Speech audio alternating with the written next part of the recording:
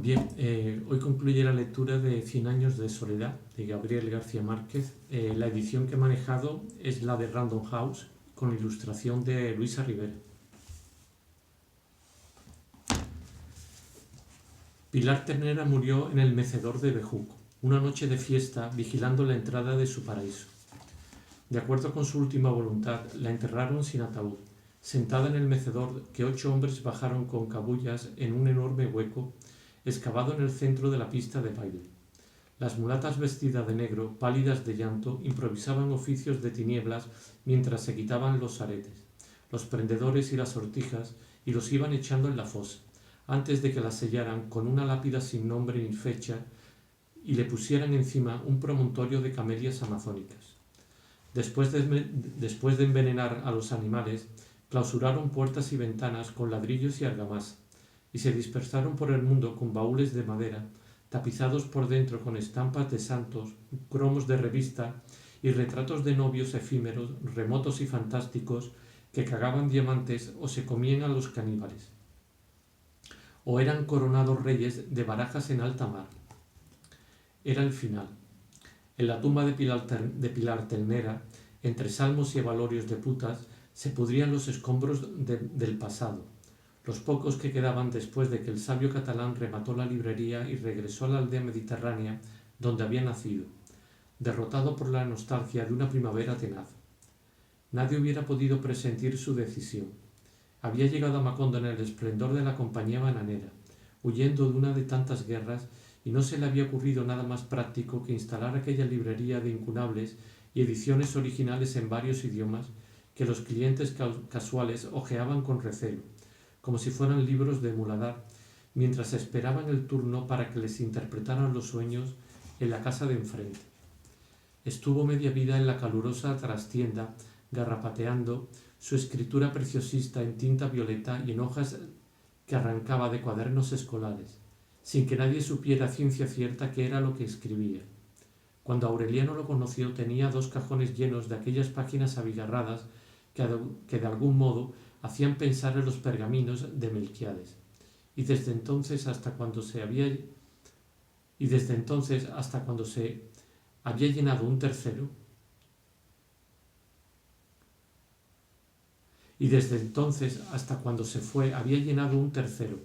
así que era razonable pensar que no había hecho nada más durante su permanencia en Macondo.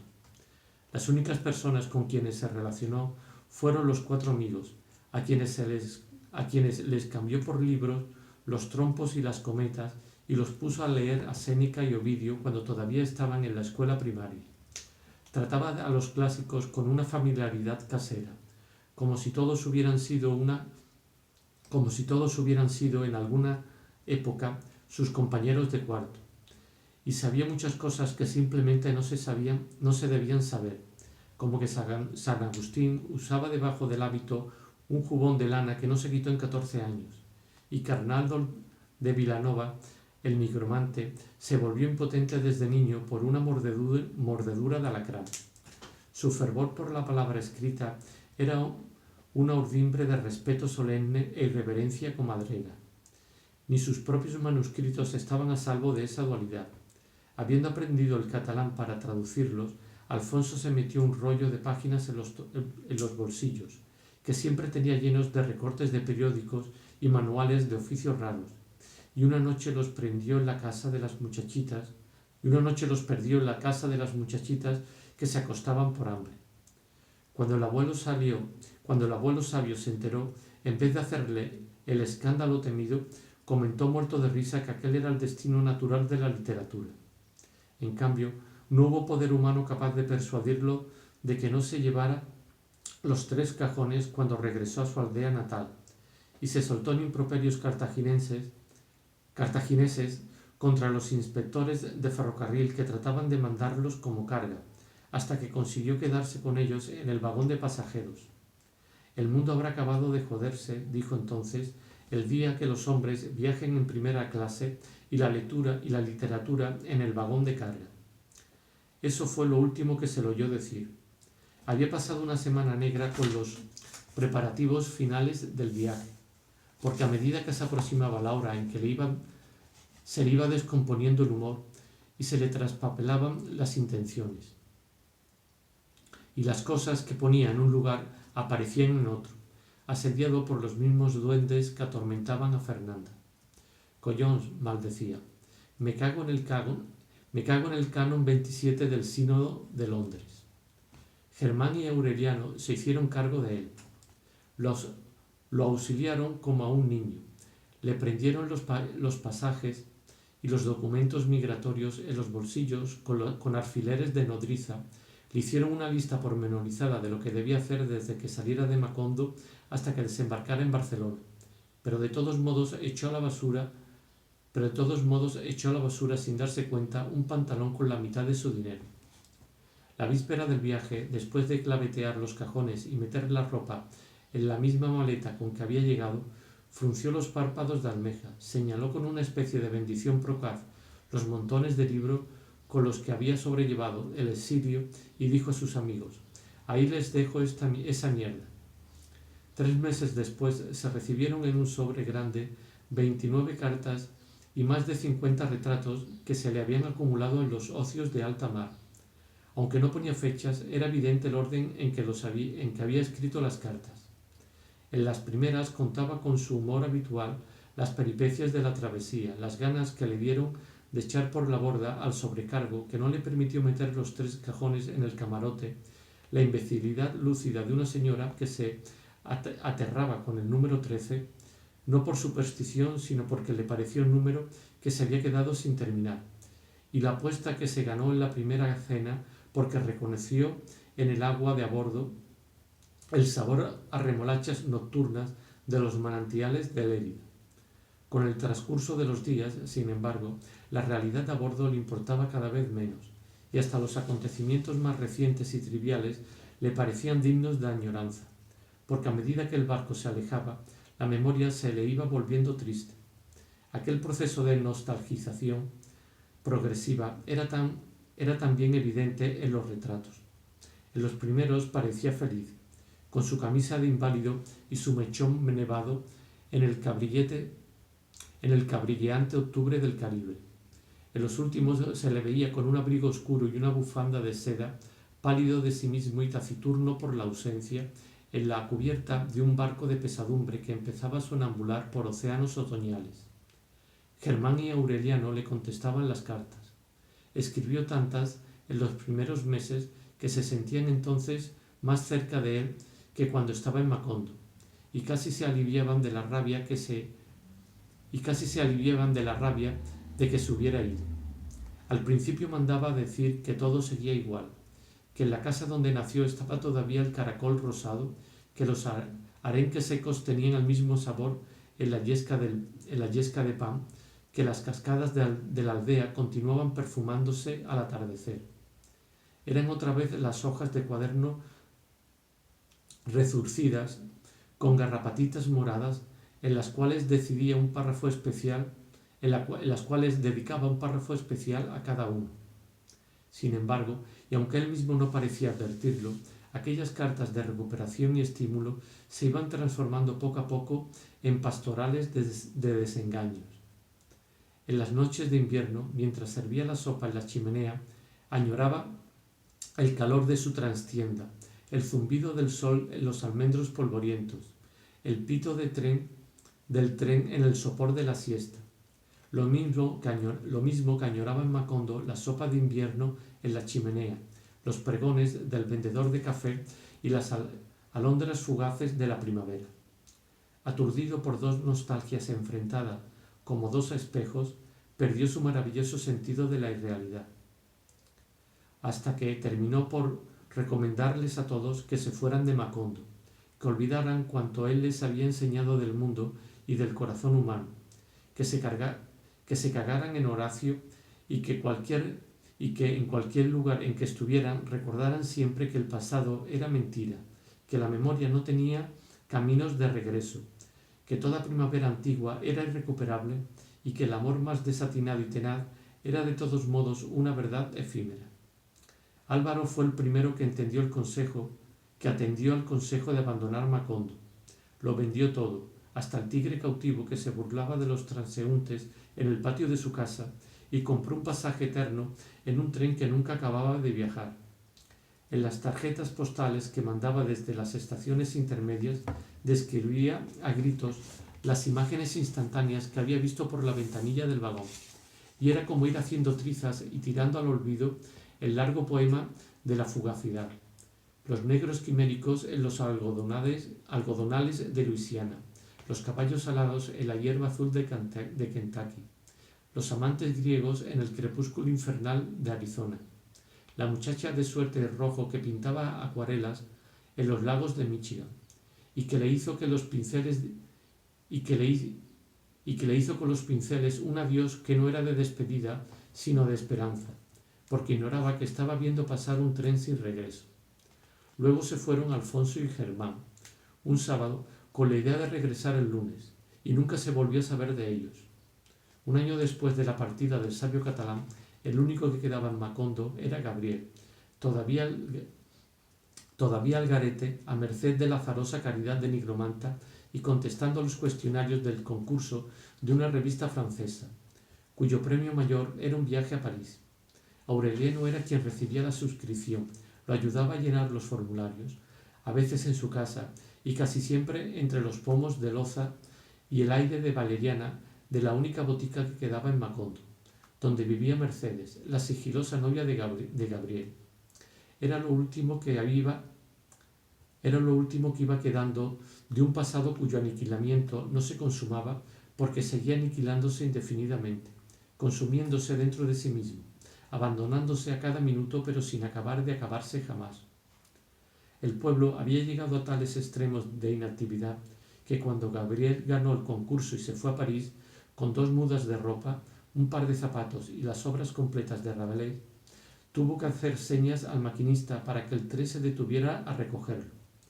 La antigua calle de los Turcos era entonces un rincón de abandono, donde los últimos árabes se dejaban llevar hacia la muerte por la costumbre milenaria de sentarse en la puerta, aunque hacía muchos años que habían vendido la última yarda de diagonal y en las vitrinas sombrías solamente quedaban los maniquíes decapitados.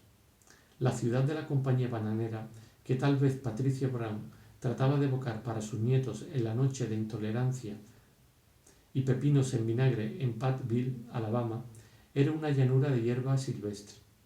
El cura anciano, que había sustituido al padre Ángel y cuyo nombre nadie se tomó el trabajo de averiguar, esperaba la piedad de Dios tendido a la Bartola en una hamaca, atormentado por la artritis y el insomnio de la duda, mientras los lagartos y las ratas se disputaban la herencia del templo vecino.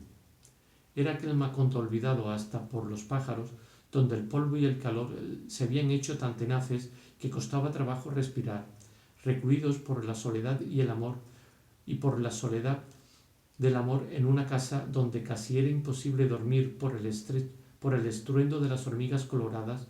Aureliano y Amaranta Úrsula eran los únicos seres felices, y los más felices sobre la tierra. Gastón había vuelto a Bruselas. Cansado de esperar el aeroplano, un día metió en una maletita las cosas indispensables y su archivo de correspondencia y se fue con el propósito de regresar por el aire, antes de que sus privilegios fueran cedidos a un grupo de aviadores alemanes que había presentado a las autoridades provinciales un proyecto más ambicioso que el suyo. Desde la tarde del primer amor, Aureliano y Amaranta Úrsula habían seguido aprovechando los escasos descuidos del esposo, amándose con ardores amordazados en encuentros azarosos y casi siempre interrumpidos por regresos imprevistos. Pero cuando se vieron solos en la casa, sucumbieron en el delirio de los amores arrastrados. Era una pasión insensata, desquiciante, que hacía temblar de pavor en su tumba los huesos de Fernanda y los mantenía en un estado de exaltación perpetua. Los chillidos de Amaranta Úrsula, sus canciones agónicas, estallaban lo mismo a las 2 de la tarde en la mesa del comedor que a las 2 de la madrugada en el granero. Lo que más me duele, reía, es tanto tiempo que perdimos. En el aturdimiento de la pasión, vio las hormigas devastando el jardín, saciando su hambre prehistórica en las maderas de la casa, y vio el torrente de lava viva apoderándose otra vez del corredor, pero solamente se preocupó de combatirlo cuando lo encontró en su dormitorio. Aureliano abandonó los pergaminos, no volvió a salir de la casa y contestaba de cualquier modo las cartas del sabio catalán. Perdieron el sentido de la realidad, la noción del tiempo, el ritmo de los hábitos cotidianos. Volvieron a cerrar puertas y ventanas para no demorarse en trámites de desnudamientos, y andaban por la casa como siempre quiso estar Remedios, la bella, y se revolcaban en cueros en los barrizales del patio, y una tarde estuvieron a punto de ahogarse cuando se amaban en la alberca. En poco tiempo hicieron más estragos que las hormigas coloradas. Destrozaron los muebles de la sala, rasgaron con sus locuras la hamaca que había resistido a los tristes amores del campamento del coronel Aureliano Buendía, y destriparon los colchones y los vaciaron en los pisos para sofocarse en tempestades de algodón. Aunque Aureliano era un amante tan feroz como su rival, era Amaranta Úrsula quien comandaba con su ingenio disparatado y su voracidad lírica aquel paraíso de desastres, como si hubiera concentrado en el amor la indómita energía que la tatarabuela consagró a la fabricación de animalitos de caramelo. Además, mientras ella cantaba de placer y se moría de risa de sus propias invenciones, Aureliano se iba haciendo más absorto y callado, porque su pasión era ensimismada y calcinante. Sin embargo, ambos llegaron a tales extremos de virtuosismo que cuando se agotaban en la exaltación, le sacaban mejor partido al cansancio.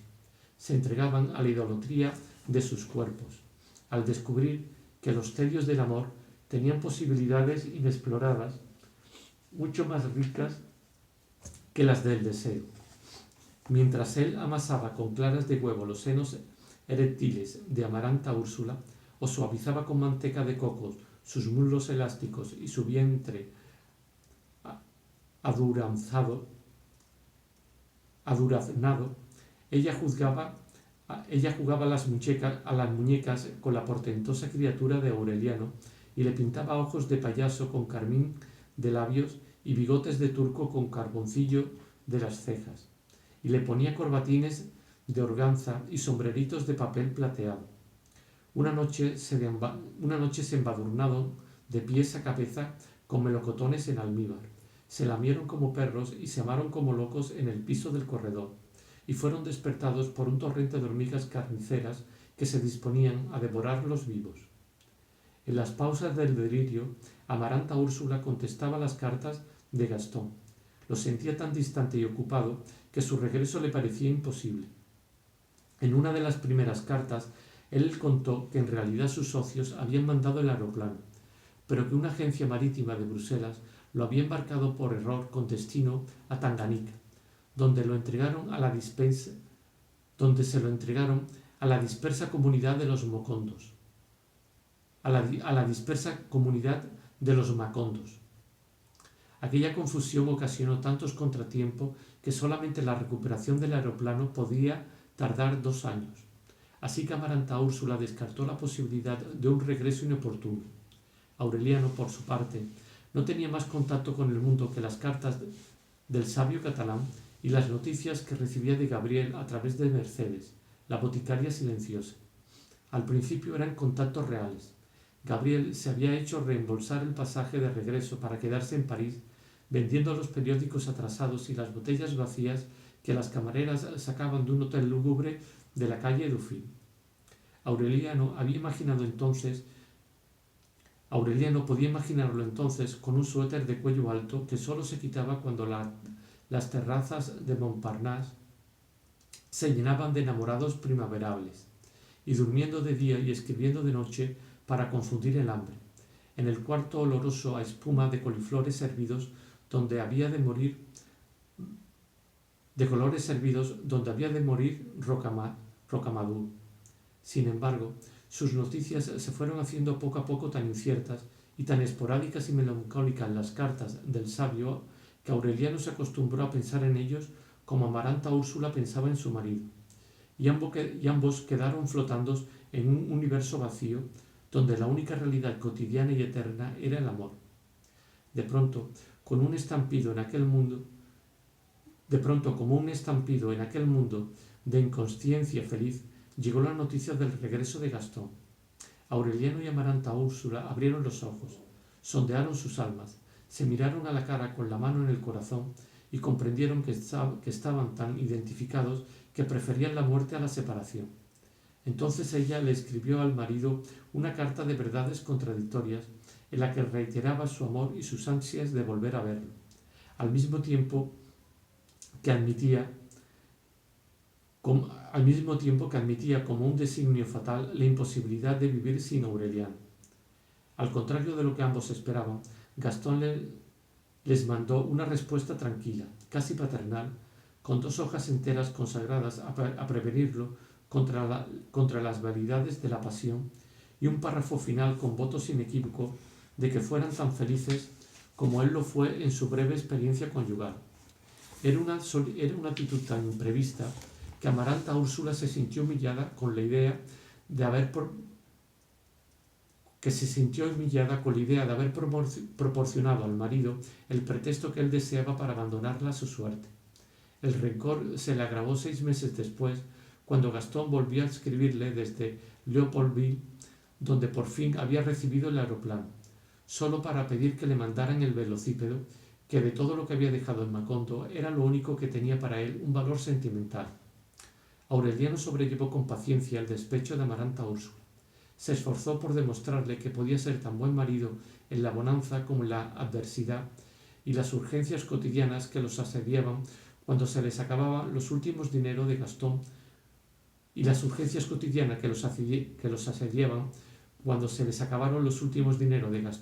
crearon entre ellos un vínculo de solidaridad que no era tan deslumbrante ni capitoso como la pasión, pero que les sirvió para amarse tanto y ser tan felices como en los tiempos alborotados de la salacidad.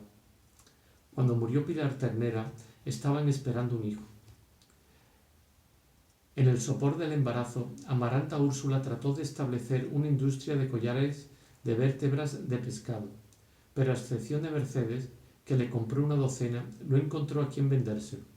Aureliano tuvo conciencia por primera vez de que su don de lenguas, su sabiduría enciclopédica, su rara facultad de recordar sin conocerlos los pormenores de hechos y lugares remotos, eran tan inútiles como el cofre de pedrería legítima de su mujer, que entonces debía valer como todo el dinero de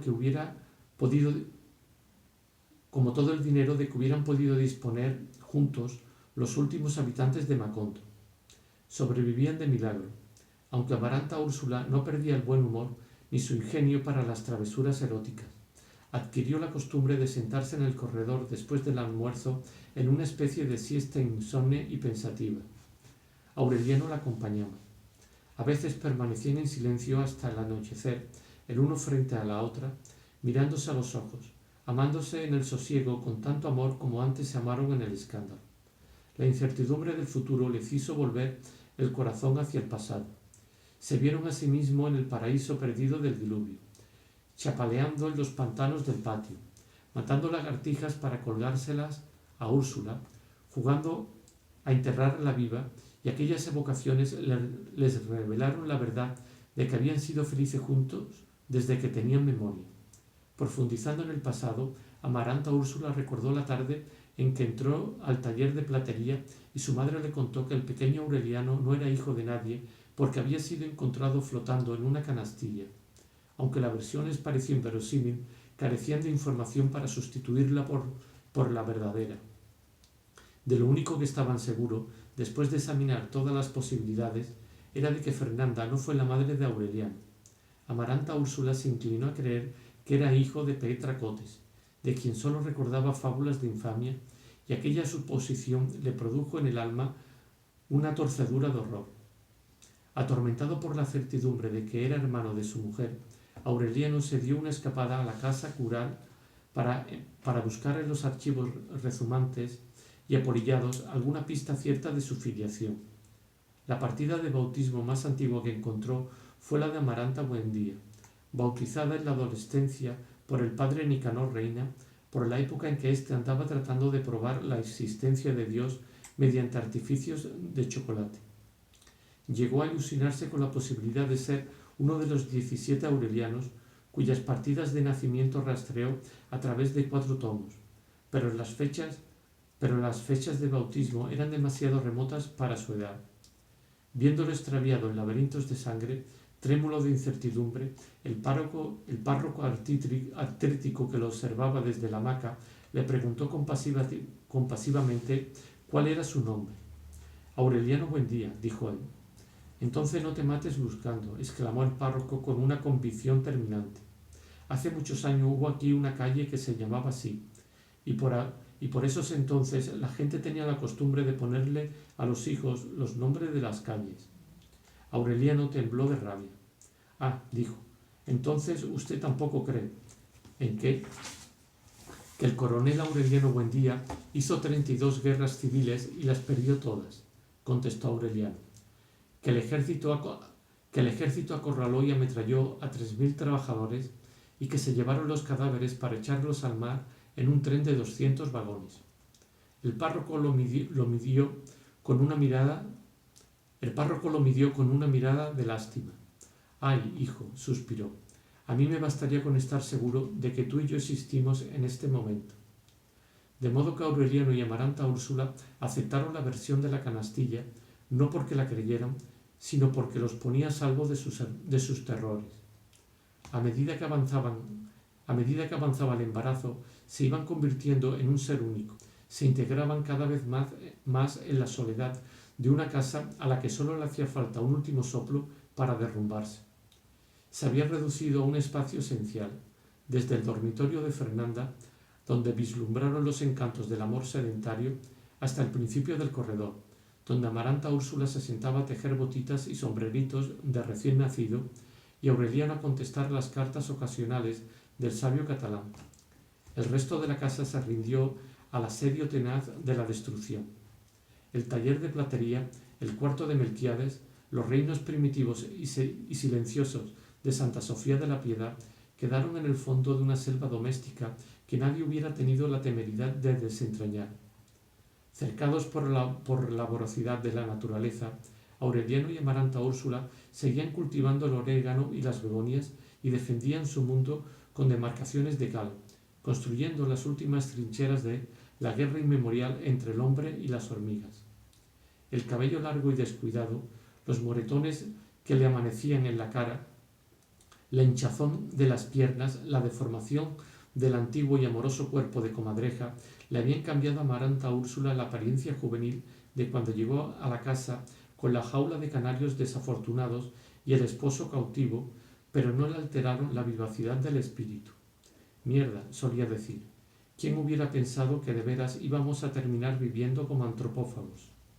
El último hilo que los vinculaba con el mundo se rompió en el 6º mes de embarazo, cuando recibieron una carta que evidentemente no era del sabio catalán.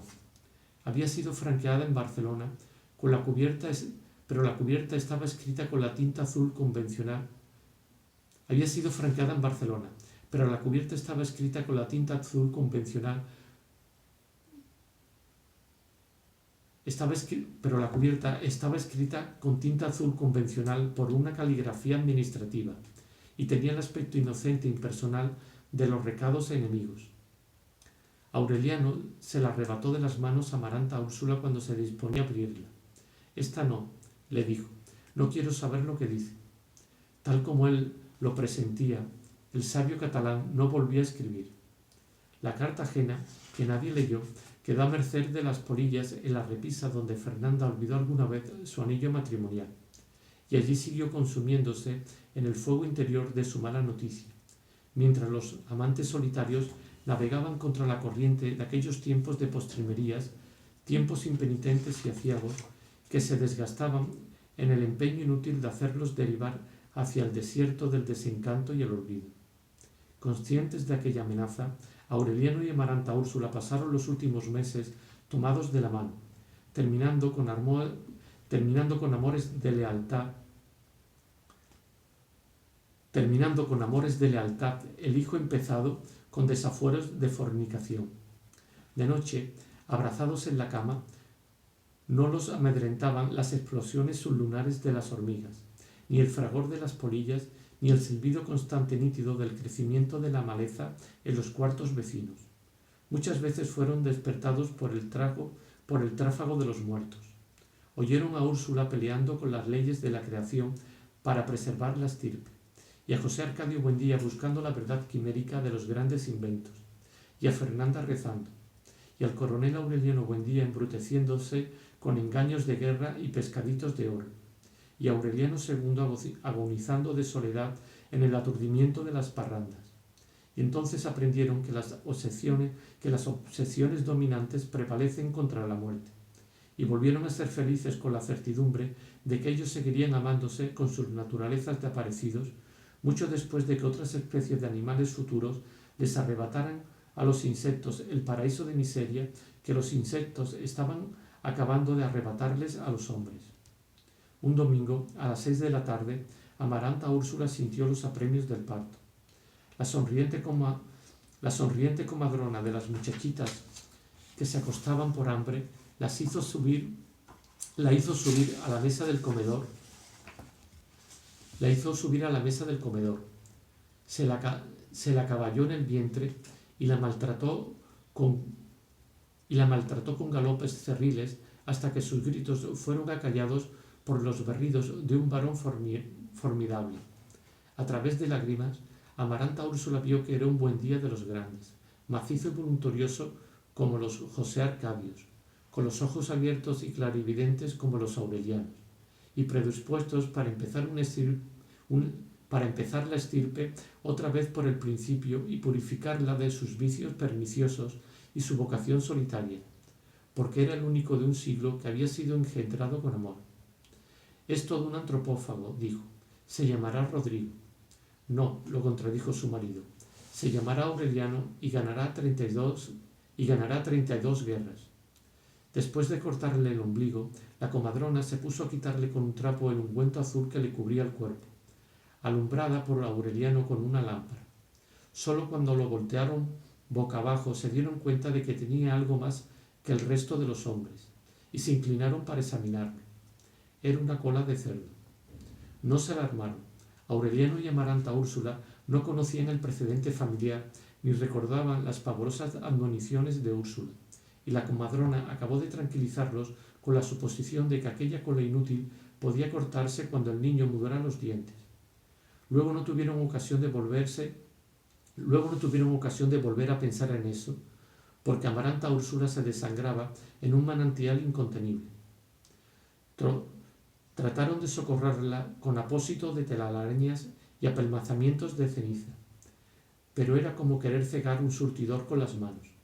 En las primeras horas ella hacía esfuerzos por conservar el buen humor.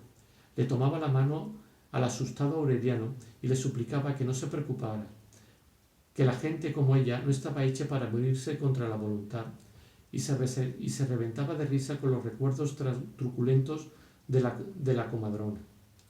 Pero a medida que Aureliano lo abandonaban las esperanzas, ella se iba haciendo menos visible, como si la estuviera borrando de la luz, hasta que se hundió en el sopor. Al amanecer del lunes llevaron una mujer que rezó junto a su cama oraciones de cauterio, infalibles en hombres y animales. Pero la sangre apasionada de Amaranta Úrsula era insensible a todo artificio distinto del amor. En la tarde, después de 24 horas de desesperación, supieron que estaba muerta porque el caudal se agotó sin auxilios, y se le afiló el perfil, y los verdugones de la cara se le desvanecieron en la aurora de alabastro y volvió a sonreír. Aureliano no comprendió hasta entonces cuánto quería a sus amigos, cuánta falta le hacían y cuánto hubiera dado por estar con ellos en aquel momento. Puso al niño en la canastilla que su madre le había preparado, le tapó la cara al cadáver con una manta y vagó sin rumbo por el pueblo desierto, buscando un desfiladero de regreso al pasado. Llamó a la puerta de la botica, donde no había estado en los últimos tiempos, y lo que encontró fue un taller de carpintería. La anciana que le abrió la puerta con una lámpara en la mano se compadeció de su desvarío e insistió en que no, que allí no había habido nunca una botica ni había conocido jamás una mujer de cuello esbelto y ojos adormecidos que se llamara Mercedes. Lloró con la frente apoyada en la puerta de la antigua librería del sabio catalán, consciente de que estaba pagando los llantos atrasados de una muerte que no quiso llorar a tiempo para no romper los hechizos del amor. Se rompió los puños contra los muros de argamasa de El Niño de Oro, clamando por Pilar Ternera, indiferente a los últimos discos anaranjados que cruzaban por el cielo y que tantas veces había contemplado con una fascinación pueril en noches de fiesta, desde el patio de los Alcaravanes. En el último salón abierto del desmantelado barrio de Tolerancia, un conjunto de acordeones tocaba los cantos de Rafael Escalona, el sobrino del obispo, heredero de los secretos de Francisco el Hombre. El cantinero, que tenía un brazo seco y como achicharrado por haberlo levantado contra su madre, invitó a Aureliano a tomarse una botella de aguardiente, y Aureliano lo invitó a otra. El cantinero le habló de la desgracia de su brazo.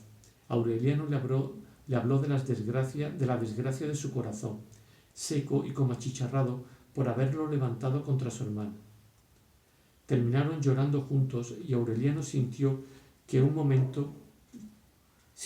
un momento que el dolor había terminado. Pero cuando volvió a quedar solo en la última madrugada de Macondo, se abrió de brazos en la mitad de la plaza, dispuesto a despertar al mundo entero, y gritó con toda su alma: «Los amigos son unos hijos de puta». Nigromanta lo rescató de un charco de vómito y de lágrimas. Lo llevó a su cuarto, lo limpió, le hizo tomar una taza de caldo. Creyendo que con eso le consolaba, tachó con una raya de carbón los incontables amores que él seguía debiéndole, y evocó voluntariamente sus tristezas más solitarias para no dejarlo solo en el llanto. Al amanecer, después de un sueño torpe y breve, Aureliano recobró la conciencia de su dolor de cabeza.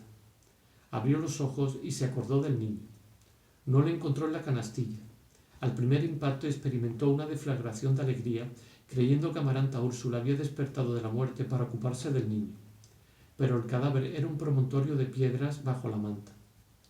Consciente de que al llegar había encontrado abierta la puerta del dormitorio, Aureliano atravesó el corredor saturado por los suspiros matinales del orégano y se asomó al comedor, donde estaban todavía los escombros del parto, la olla grande, las sábanas ensangrentadas, los tiestos de ceniza y el retorcido ombligo del niño en un pañal abierto sobre la mesa, junto a las tijeras y el sedal. La idea de que la comadrona había vuelto por el niño en el curso de la noche le proporcionó una pausa de sosiego para pensar. Se derrumbó en el mecedor, el mismo en que se sentó Rebeca en los tiempos originales de la casa para dictar lecciones de bordado, y en el que Amaranta jugaba damas chinas con el coronel Gerineldo Márquez, y en el que Amaranta Úrsula cosía la ropita del niño, y en aquel relámpago de lucidez tuvo conciencia de que era incapaz de resistir sobre su alma el peso abrumador de tanto pasado. Herido por las lanzas mortales de las nostalgias propias y ajenas, admiró la impavidez de la telaraña en los rosales muertos, la perseverancia de la cizaña, la paciencia del aire en el radiante amanecer de febrero. Y entonces vio al niño. Era un pellejo hinchado y reseco, que todas las hormigas del mundo iban arrastrando trabajosamente hacia sus madrigueras por el sendero de piedras del jardín. Aureliano no pudo moverse, no porque lo hubiera paralizado el estupor, sino porque en aquel instante prodigioso se le revelaron las claves definitivas de Melquíades, y vio el epígrafe de los pergaminos perfectamente ordenado en el tiempo y el espacio de los hombres. El primero de la estirpe está amarrado en un árbol, y el último se lo están comiendo las hormigas. Aureliano no había sido más lúcido en ningún acto de su vida que cuando olvidó sus muertos y el dolor de sus muertos, y volvió a clavar las puertas y las ventanas con las crucetas de Fernanda para no dejarse perturbar por ninguna tentación del mundo, porque entonces sabía que en los pergaminos de Melquíades estaba escrito su destino. Los encontró intacto entre las plantas prehistóricas y los charcos humeantes y los insectos luminosos que habían desterrado del cuarto todo vestigio del pasado de los hombres por la tierra, y no tuvo serenidad para sacarlos a la luz, sino que allí mismo, de pie, sin la menor dificultad, como si hubieran estado como si hubieran estado escritos en castellano, bajo el resplandor deslumbrante del mediodía, empezó a descifrarlos en voz alta. Era la historia de la familia, escrita por Melquíades hasta en sus detalles más triviales, con 100 años de anticipación. La había redactado en sánscrito, que era su lengua materna, y había cifrado los versos pares con la clave privada del emperador Augusto y los impares con las claves militares lacedemonias. La protección final que Aureliano empezaba a vislumbrar cuando se dejó confundir por el amor de Amaranta Úrsula radicaba en que Melquíades no había ordenado los hechos en el tiempo convencional de los hombres, sino que concentró en un siglo de episodios cotidianos, de modo que todos coexistieran en un instante. Fascinado por el hallazgo, Aureliano leyó en voz alta, sin saltos, las encíclicas cantadas por el propio Melquíades. Las encíclicas cantadas que el propio Melquíades le hizo escuchar a Arcadio, y que eran en realidad las predicciones de su ejecución, y encontró anunciado el nacimiento de la mujer más bella del mundo, que estaba subiendo al cielo en cuerpo y alma, y conoció el origen de 2 gemelos póstumos que renunciaban a descifrar los pergaminos, no por incapacidad e inconstancia, sino porque sus tentativas eran prematuras. En este punto, impaciente por conocer su propio origen, Aureliano dio un salto. Entonces empezó el viento, tibio, incipiente, lleno de voces del pasado, de murmullos de geranios antiguos, de suspiros de desengaños anteriores a las nostalgias más tenaces. No lo advirtió porque en aquel momento estaba descubriendo los primeros indicios de su ser, en un abuelo concupiscente que se dejaba arrastrar por la frivolidad a través de un páramo alucinado, en busca de una mujer hermosa a quien no haría feliz. Aureliano lo reconoció, persiguió los caminos ocultos de su descendencia y encontró el instante de su propia concepción entre los alacranes y las mariposas amarillas de un baño crepuscular, donde un menestral saciaba su lujuria con una mujer que se le entregaba por rebeldía.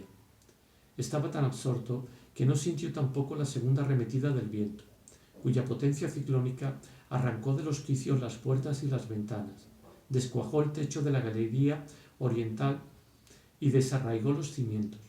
Solo entonces descubrió que Amaranta Úrsula no era su hermana, sino su tía, y que Francis Drake había asaltado a Riohacha solamente para que ellos pudieran buscarse por los laberintos más intrincados de la sangre, hasta engendrar el animal mitológico que había de poner término a la estirpe.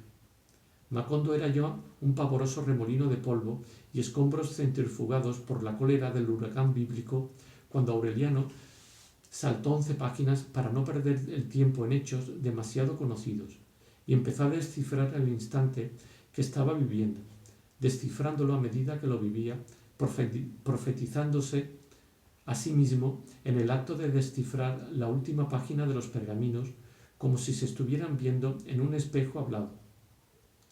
Entonces dio otro salto para anticiparse a las predicciones y averiguar la fecha y las circunstancias de su muerte.